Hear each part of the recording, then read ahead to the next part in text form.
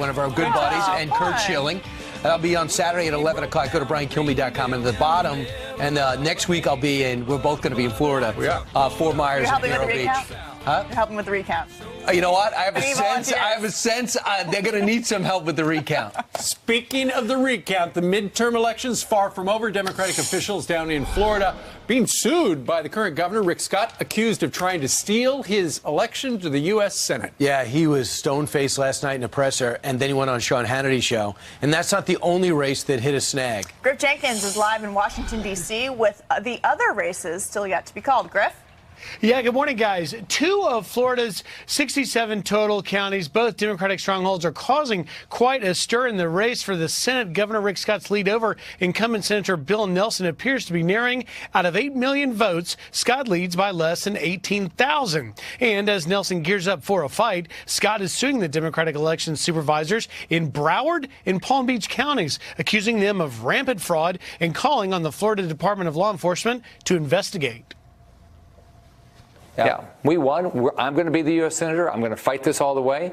We're going to do everything we can. We're looking at every legal remedy we can exercise. We're going to fight this, and we're going to win this. Now, under Florida law, any race with a margin of 0.5% or less automatically goes to a machine recount. Election attorney Mark Elias, who is now representing Nelson, said, quote, "We're doing this not just because it's automatic, but we're doing it to win." And in the gubernatorial race, also razor-thin recount territory, Republican Congressman Ron DeSantis leads Tallahassee Mayor Andrew Gillum by more than 36,000 votes. Gillum, who conceded the race to DeSantis on Tuesday night, indicated through his lawyers they are also gearing up for a fight. And, you know, guys, here's the deal. All the counties have until noon tomorrow to give their unofficial to vote tallies. At that point, then the Secretary of State of Florida will determine whether or not to order recounts in either or both races. I don't know if it plays a role, but the Secretary of State is Republican, appointed by a Republican, but there's supposed to be a totally separate office, ideally. That's why the governor is suing and calling in the police. Griff, thank you very much. Let's bring in Geraldo Rivera, Fox News correspondent at large. Good morning. Hi, Katie. How are you? Good, how are you? A rose between these thorns? We're having flashbacks to 2001. I'm telling you. But, you know, when you think about 2001, Bush versus Gore, they were 537 votes apart. This, we're talking tens of thousands. Tens of thousands, but every time I read a new account of the tally, it changes. They find a box here, they find a box there. Who needs Russian collusion when you have an old school Democratic Party machinery there? I lament the way politics pollutes something that should be a citizen aspect of life. It's no, politics. But the thing is, remember the hanging chads, though, Steve? It just seemed to me that the will of the people was not represented. Rather, it became the will of the party official who was holding the chad up to the light. And I'm very worried. I mean, the Florida law since then has improved. Now you have this automatic machine recount if it's within 0.5%, and a manual recount if it's within 0.25%. But what I think the big news is just how divided the American electorate is in these swing states. I think it's Broward County being a mess. Right. It's really one county. You had a hurricane slam into Hurricane Mike slam into the northern portion of the state, and now all of a sudden they were able to vote.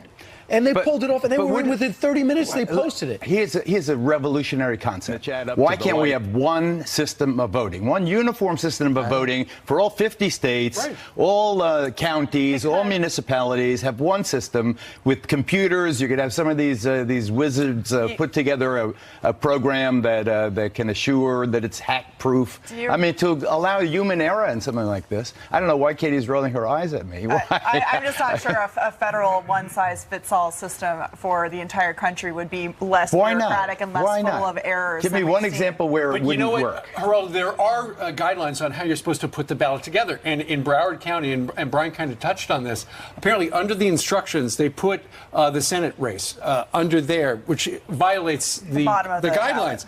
Because then they did tests, and oftentimes when a race is under the instructions, people overlook it. The guy from Perkins Coie, the attorney, the Democrat attorney, he's suggesting that people mismarked it. But if they overlooked it, that's not going to be good news for Mr. Nelson. But if they mismarked it, which there's no evidence that has happened, that is good for Nelson. Personally, I think you have to weed out all subjective input. It has to be one rule fits all. I really do believe that. If it's this, and one, I mean, in Ohio, they had propositions on the ballot. You had to spend an hour in the voting booth unless you had memorized it. They print out the whole thing, and I got to the end of it, and I wasn't sure what it really meant. And I'm a pretty informed voter. I just think that our election system is a mess. It's vulnerable to hacking as a result of it being a mess, and worse than hacking, it's vulnerable to partisanship in these close races. Right. We have no security. We have no security of what happened in Arizona. We in Georgia now you have all this mess of lawsuits because the race was so historic and from Stacey Abrams' point of view. And now you have both the governorship and the Senate race in the key state of Florida up in the air. I just think it's shameful. What about Democrats already coming out and the attorney for the Democrats saying that they're in this to win? They're not necessarily just in it to recount votes. And you have the history of Broward County election supervisor Brenda Snipes being convicted in 2016 of illegally throwing away ballots. Now she's in charge of this recount.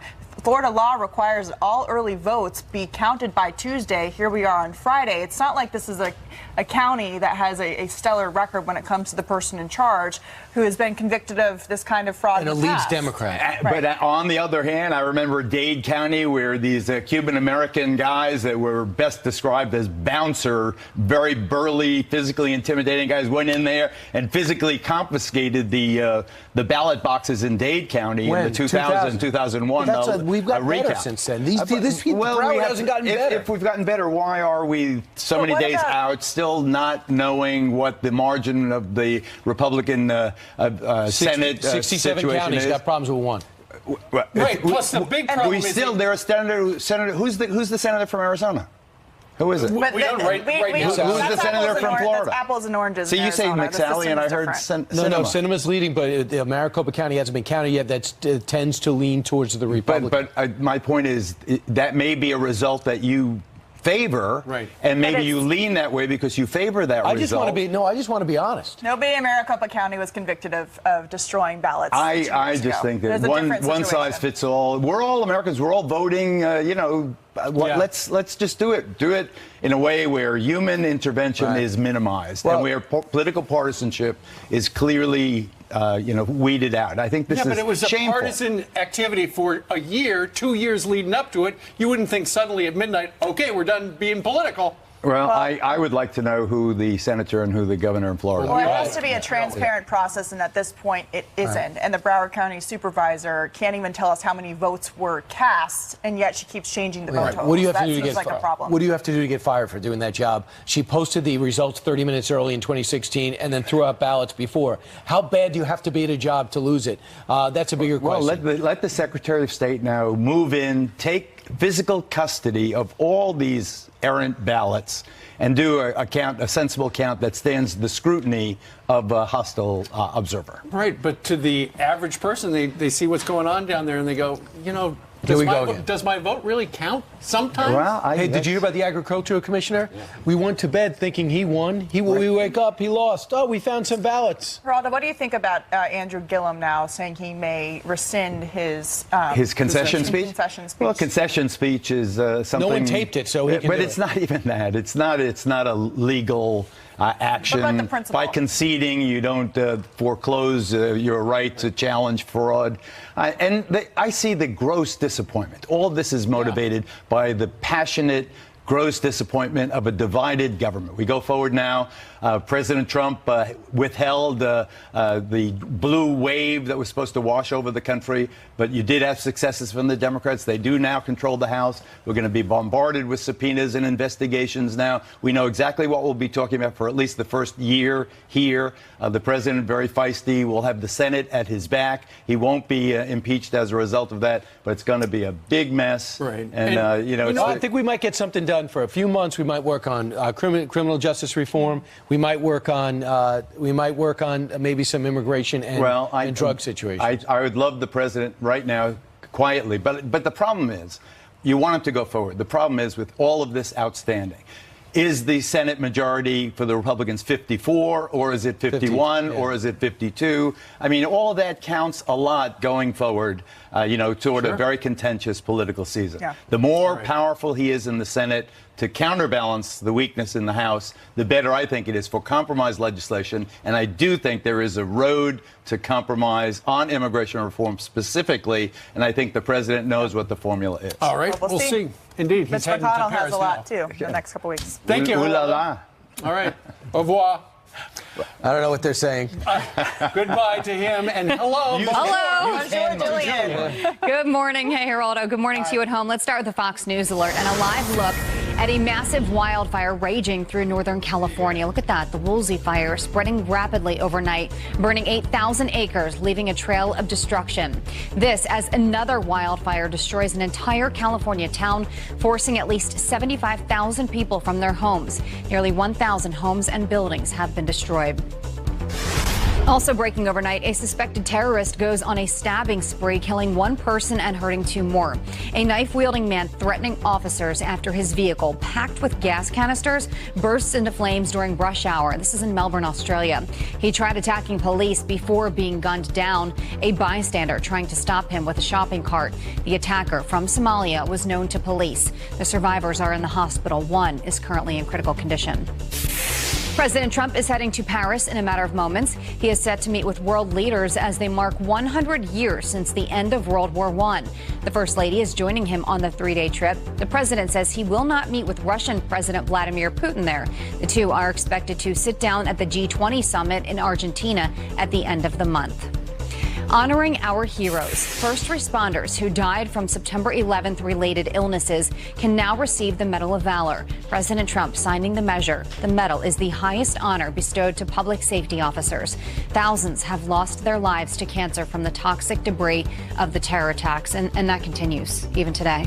So, Honor. Yep. All right. Thank you, Jillian. All right, Jillian, thanks. 12 minutes after the hour, the migrant caravan back on the road this morning as the Trump administration launches a new crackdown on asylum seekers. We'll discuss that. And a World War II Army nurse now being honored more than 70 years after serving her country. Her incredible story is coming up. And I won't forget the men who died, who gave that right to me. And I gladly stand up next to you and defend her legally. That's a message from the Trump administration as they move to tighten asylum claims. Also on the move, the migrant caravan once again, and they could be moving faster. William Lajeunesse joins us right now live from Mexico City with an explanation. William. Hey, Steve, as you said, the caravan is on the move again. That despite a major shot across the bow yesterday from President Trump and the proclamation we expect today. Last night they voted to go to Tijuana, 1,700 miles away, twice as far as McAllen, Texas. That despite President Trump basically saying, stay here, reconsider, maybe work here. So there is some recognition they might be in Tijuana for a while. They're looking for some jobs in the maquiladoras up there, potentially, that this route, they say, is safer and there could be work up there. Now, let me explain exactly what's happening with this directive from the president. He's basically saying that unless you file your asylum claim through a port of entry, it would not be considered if you pass illegally, meaning over a river or over the fence, which is about what 90% of Central Americans do. They go over the Rio Grande or over the fence, and then they file their asylum claim. The president's saying, if that is the case, we will not consider it. You'll be expeditiously removed from the country very quickly, meaning you will not see an immigration judge. Let me tell you what the Homeland Security and Department of Justice said yesterday. Number one, the system right now is overwhelmed with too many meritless asylum claims. And it's burdening the resources, preventing the expeditious granting of asylum claims from those who truly deserve it. So the caravan right now is about 5,000 to 6,000. About half will leave today to go to a city about 150 miles away. Some others will leave, we're told, today or tomorrow. They asked for buses from the United Nations. That has been denied. That's now the third time that has happened. There's another roughly 3,000 to 4,000 migrants in 3 caravans behind this one, which is why they're calling it an exodus, not a caravan per se. Now, the route to Tijuana could be at most, or at the least rather, 8 to 10 days away, potentially 2 weeks. If you're averaging about 200 miles a day, 1,700 miles is going to take a while. Back to you. Hey, William, let me ask you something. Do they understand, being that a lot of them are on cell phones, it seems, and they seem to be attuned to American laws, do they understand what's going on here, that the president's prepping something that's going to change the way in which they're going to be received at the border when they get here?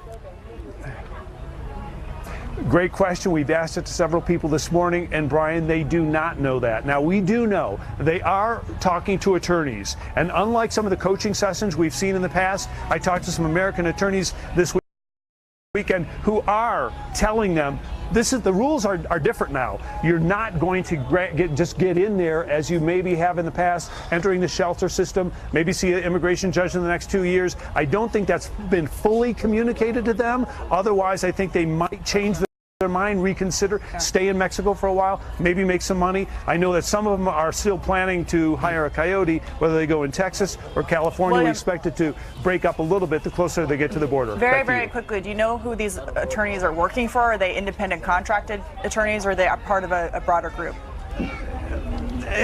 No, they're NGOs. I mean, they're immigration advocates. I know one was Women in Migration, International Organization of Women in Migration. It was a U.S. attorney. She was very bright and very frank with me, and actually being very frank with them. I was in the tent with them. They're actually getting good, hard information so they can make their own informed decision. Wow. Back to you. Maybe it's just a legal Zoom. Somebody has an illegal Zoom account. All right, William Lajeunesse live in Mexico City. William, thank you very much. All right, meanwhile, chilling new video emerging of the moment a man started shooting at people inside that country bar as police try to figure out why an ex-Marine killed 12 people. We are live in California next. Plus, Vogue magazine has a serious question. Why do white women keep voting for the GOP and against their own interests? Tammy Bruce says this isn't a new attack on women coming from the left. She joins us next. Good morning.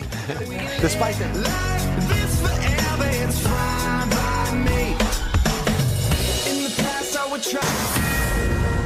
A Fox News alert, alarming new clues as investigators piece together why a former Marine stormed that California country bar and killed 12 people. Yeah, we covered that all morning long yesterday. This is terrifying new video, paints a dark picture of what exactly happened the moments the shots rang out.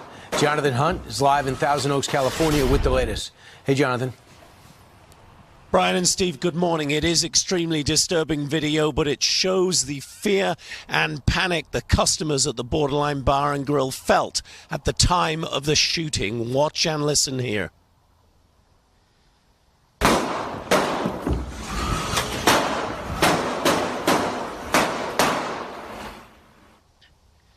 150 to 200 customers were in the Borderline at the time when Ian David Long, who's been identified as the 28 gunman, burst in. He is a U.S. Marine Corps veteran.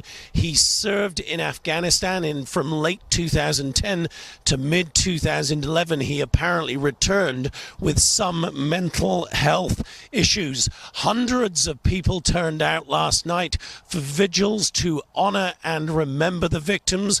We are finding out a lot more about many of those, a dozen in total, of course, including the sheriff sergeant who's been hailed a hero. Stephen Bryan.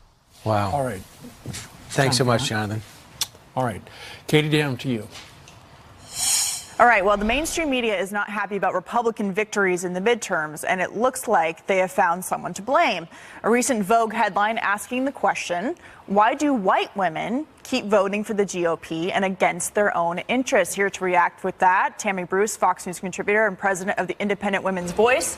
So, Tammy, I want to bring up this quote, and I'm going to have her react. Sure. This was in the Vogue article. We theorize and spitball. Are they so invested in their own white privilege they simply don't care about women? And then we have one more. As sure as black women have proven themselves to be the often underappreciated backbone of the Democratic Party, white women voters are establishing themselves as maddeningly, confusingly unsisterly.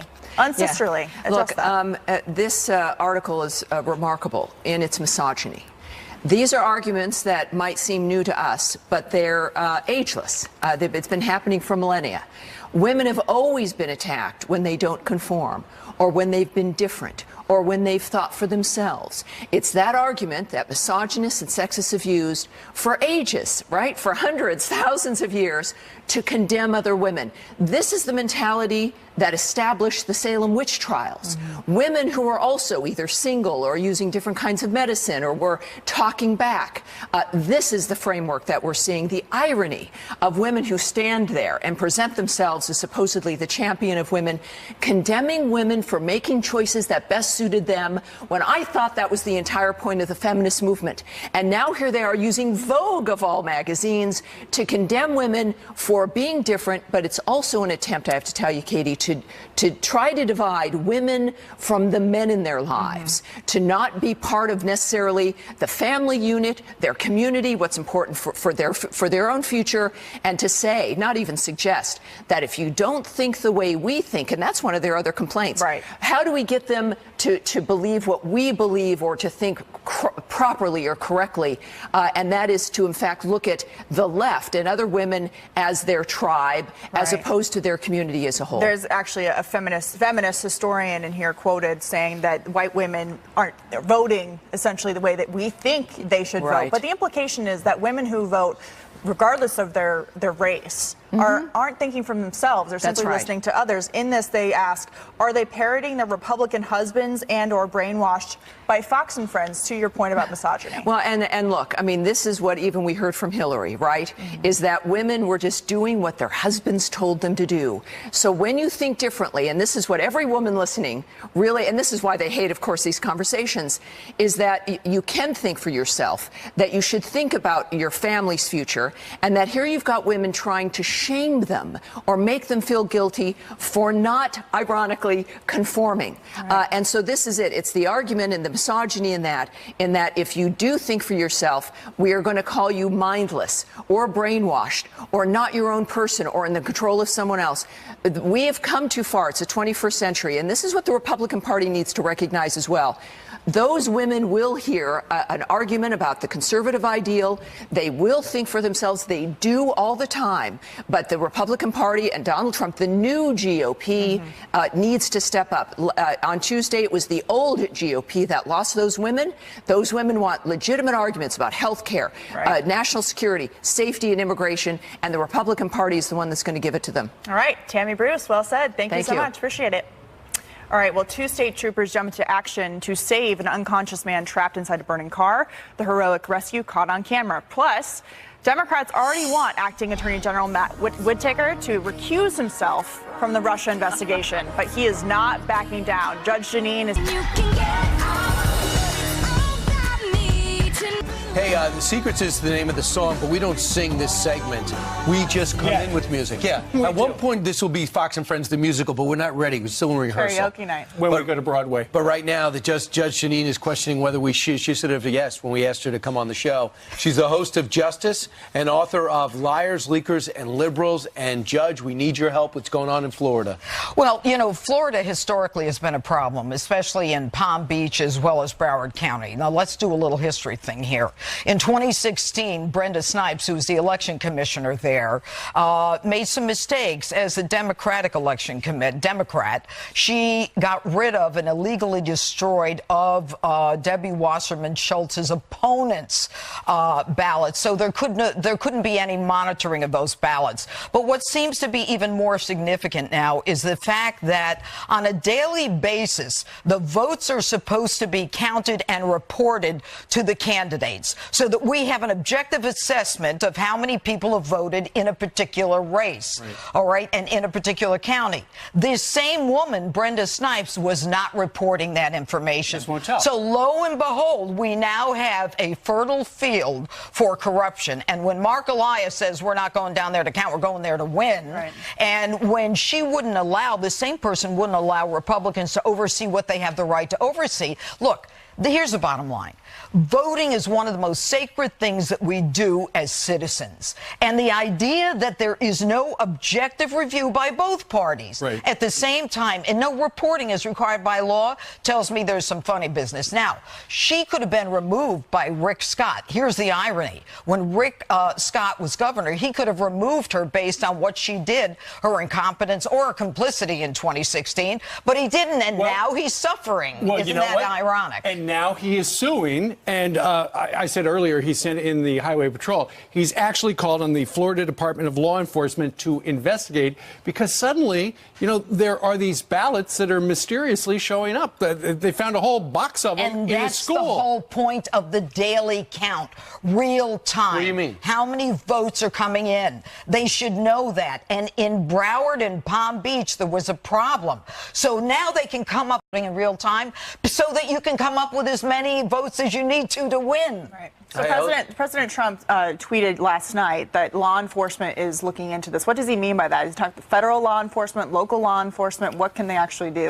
Who knows? I mean, I don't know whether it's federal, state, local. I mean, you've got attorneys general who can look into this, federal officials. Is there a civil rights issue? I mean, I don't know. Whatever he was referring to, this is prime for an investigation. Now, if there's 0.25 or less and there has to be a ballot recount, Rick Scott's not even going to be able to take his seat on January 3rd. Because that's going to take forever. The Democratic attorney you were talking about earlier, he suggests that the ballots were mismarked, which would help Mr. Nelson. But if it's simply they had things in different categories, which it looks like the ballot was laid out awkwardly, that's not going to help Mr. Nelson. No, it's not. And, because people just overlook it. Think about the whole playbook here, the Democrat playbook. Gillum concedes, and now he wants to take back conceding. Why? What is he hearing that tells him, gee, maybe there's a chance for me to win? Same thing Could Al it Gore be we're going to get more votes than people who voted?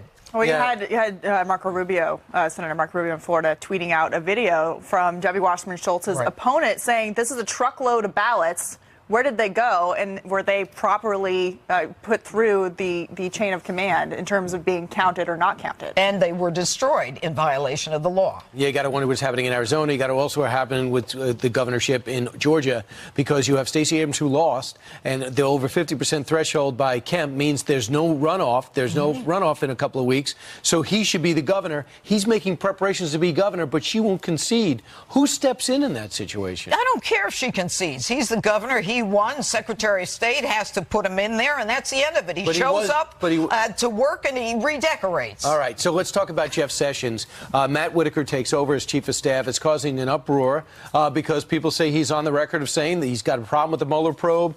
He has a problem with how they're spending too much. Where's this going? As acting attorney general, is Whitaker going to be okay? Yes. Why? And I'll tell you why. Okay. Because there's nothing the man has said that is in any way incorrect. When he made the statement in his op-ed piece where he says in order for Mueller to go into Trump's finances, he would have to go back to Rod Rosenstein, the person who was overseeing the Mueller investigation, to get additional authority, to that authority above and beyond the four corners of the mandate. Hello, that's the law. Right. Now the Democrats, they want to recount if they lost. They want to change the law. And here's the hoot. 12 attorneys general demand that Whitaker recuse himself. First of all, stick to your own state and your own issues. These state attorney generals have nothing to do with the United States attorney general. And they're all Democrats. So it's this all hogwash. What's your take on all the protesters in New York last night who are coming out on behalf of Jeff Sessions? Well, I got to tell you, I wonder who in the end is orchestrating all of this. I don't think they love Jeff Sessions. I don't think they even liked him. They probably protested his being named Attorney General. Give me a break. If you're President Trump, who would you pick as Attorney General? Chris Christie was in there yesterday. Is he one of the people that you would pick? I'm not President Trump. But what if I asked Judge Jeanine to tell me if she was President Piero, what would you do that? It would never happen. So you will not ask.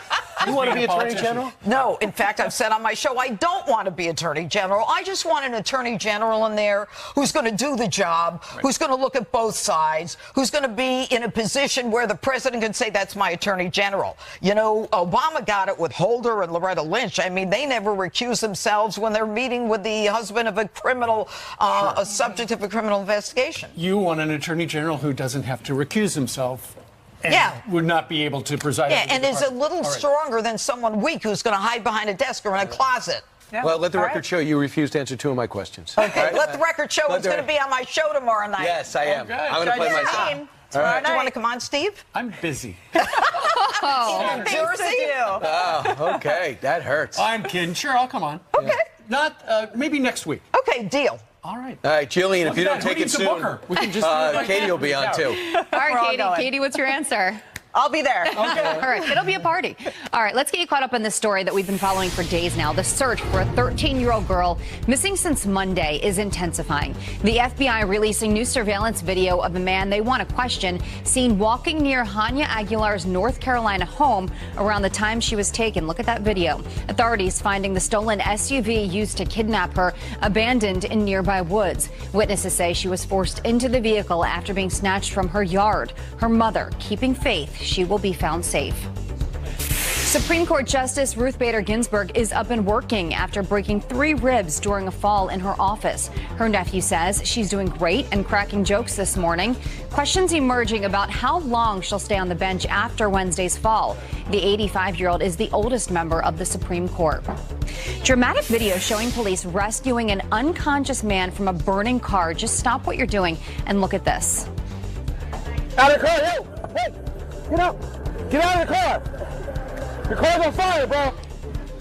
The New Jersey State Troopers pulling out the driver before the car was fully engulfed. They say he fell asleep at the wheel and hit a guardrail. Luckily, no one was hurt. From those heroes to this, a 98-year-old Army nurse becomes the first female veteran named to the VA Wall of Heroes in Washington state. Frances Harmon spent years overseas treating burned service members in a combat zone hospital during World War II. Harmon is the 14th veteran to join the VA Puget Sound Wall of Heroes just in time for Veterans Day. And a big congratulations. Indeed. Veterans Day, 11/11. Thank you to them.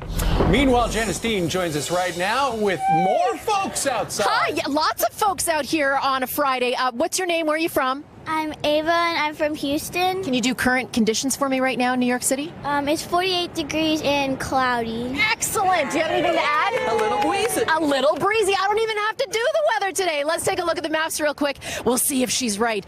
This one says 46, but I do believe that is not Central Park, so I think Ava was right. 35 in Buffalo, and the cold air is moving in from the northern plains. You can see it. Yes, that is snow on the map. Great Lake snow. We've got lake effect snow that's going to crank up this weekend. And then that front is going to bring heavy rain to New York City later on tonight, but it will clear out for a very nice weekend. So that's the good news. We are also watching the potential for wildfire danger across California. All right. Do you guys see that you're on TV right now? So you want to wave? Hi. Happy Friday. Are you happy to be on Fox and Friends?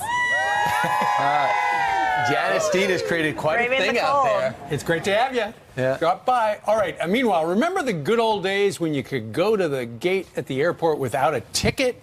Well, one airport will soon make that a reality again, but there's a hitch. Hey, I got clear. I sail right through. That's true. It's a These good are thing. people who don't have tickets. Oh, sorry. Go ahead, And Katie, a sorry. franchise by vets for vets. One company shows us how their one-of-a-kind business is helping our heroes. Live on the Fox Square.